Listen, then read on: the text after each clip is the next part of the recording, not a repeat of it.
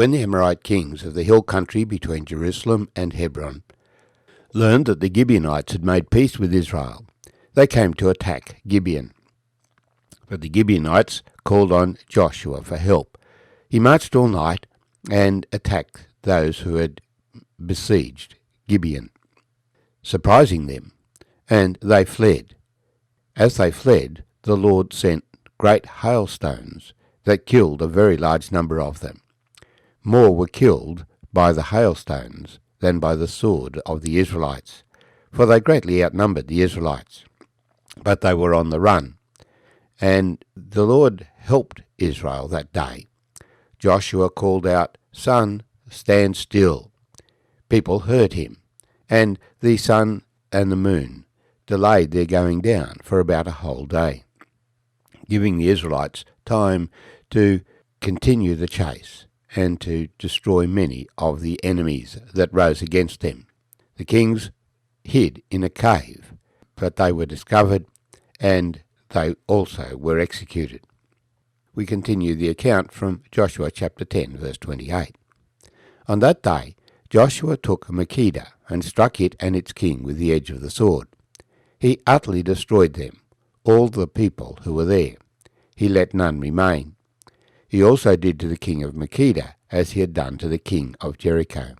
Then Joshua passed from Makkedah and all Israel with him to Libnah, and they fought against Libnah. And the Lord also delivered it and its king into the hand of Israel. He struck it and all the people who were in it with the edge of the sword. He let none remain in it. He did to its king as he had done to the king of Jericho.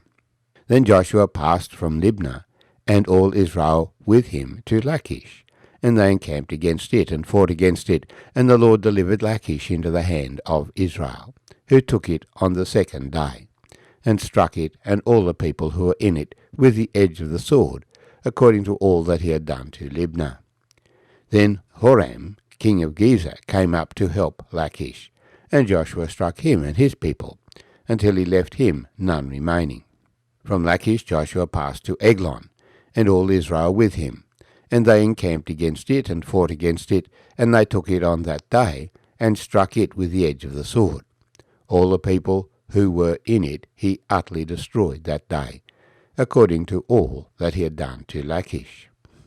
So Joshua went up from Eglon, and all Israel with him, to Hebron, and they fought against it, and they took it and struck it with the edge of the sword, its king, all its cities, and all the people who were in it. He left none remaining, according to all that he had done to Eglon, but he utterly destroyed it, and all the people who were in it. Then Joshua returned, and all Israel with him, to Debir, and they fought against it, and he took it and its king and all its cities. They struck them with the edge of the sword, and utterly destroyed all the people who were in it. He left none remaining. As he had done to Hebron, so he did to Debir and its king, as he had done also to Libnah and its king. So Joshua conquered all the land, the mountain country and the south, and the lowland, and the wilderness slopes, and all their kings. He left none remaining, but utterly destroyed all that breathed, as the Lord God of Israel had commanded. And Joshua conquered them from Kadesh Barnea as far as Gaza, and all the land of Goshen, even as far as Gibeon. All these kings and their land Joshua took at one time, because the Lord God of Israel fought for Israel. Then Joshua returned, and all Israel with him, to the camp at Gilmour. My name's Arthur, and I thank you for joining me as we share these final verses of Joshua chapter 10 together, and see that the Lord gave all the southern part of Israel into the hand of the children of Israel, with the instructions that they destroy all the people. The people of the land had no time to regroup, because Joshua's attack was immediate and ongoing from city to city until that they were all defeated. For God was making a new beginning. When you are building a new house, you need to completely demolish the old house. You don't reuse any of the old bits of timber, you flatten the whole lot. And so this is what God is doing, making a new beginning with the children of Israel. They were to be, as it were, a new lump, a new people with a new way of living, the way of God. And so the instruction was to destroy all the people, because these people had turned away from the living God. It's only 1,000 years after the flood. The people all knew about the flood and the consequences. They knew about God. They knew about Noah. They knew about Abraham. His cave was still present in Hebron. It's only 400 years since Abraham had died, who had lived in that territory. At that time, Abraham was friends with the king of Jerusalem, who was a worshipper of the living God, Melchizedek.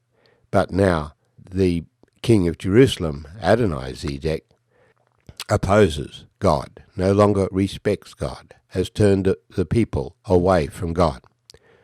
Whether Jerusalem had been invaded by the Jebusites or whether Melchizedek was of the Jebusites, we do not know, because no genealogy is given for Melchizedek, king of Jerusalem. But this was an ancient city, which was the city of God, and it is the place where God would re-establish his name. But Hebron also was a place where God would establish his name, and you can go today to Hebron and find the tomb of Abraham. It was there at the time that Joshua defeated the people of Hebron. He was coming back to the territory of his forefather Abraham, who was a worshipper of God. The cave of Machpelah at Hebron belonged to the Israelites and was a testimony to God among the Canaanites and among the Amorites. The initiation of this southern campaign came when the kings of that region, fearing their attack, took the initiative to oppose Israel. They resisted God. They were not willing to be reformed. They rose up and took their armies against Israel, attacking first of all Gibeon, who had made peace with Israel. So they could see that there was a way of making peace with the children of Israel, but they did not seek to pursue that individually or corporately, but corporately they opposed Israel, opposing Gibeon. But the Israelites defended Gibeon and responded to the attack against them, leading to this great campaign in the south. For once the battle had started, it continued until all those great cities had been taken, the people had been destroyed, and so the Israelites had control of the whole country. And notice that Joshua does this in a systematic way, progressing from city to city, utterly destroying all the people who were in it, that we read time and time again. But it is as the Lord commanded. God has a time for people to live in a particular place. And then there is the time of judgment. God has appointed a day when he will judge the world by that man whom he has appointed, who he has accredited by raising him from the dead. In modern warfare in the Middle East, the Western nations have sought to take out particular leaders, thinking that that will bring peace. But that has just brought more war and instability, even though the leaders were wicked. For there is no charter in modern warfare to destroy a whole nation of people. And much is made of the fact that there are innocents, people who have not taken a political side. This campaign of the Lord giving the land to Israel was a completely different exercise to that of simply resisting an evil leader, which is a justification for many modern wars. For these kings that Joshua destroyed had set themselves up against the Lord God. And so Israel was an instrument in God's hand to destroy them.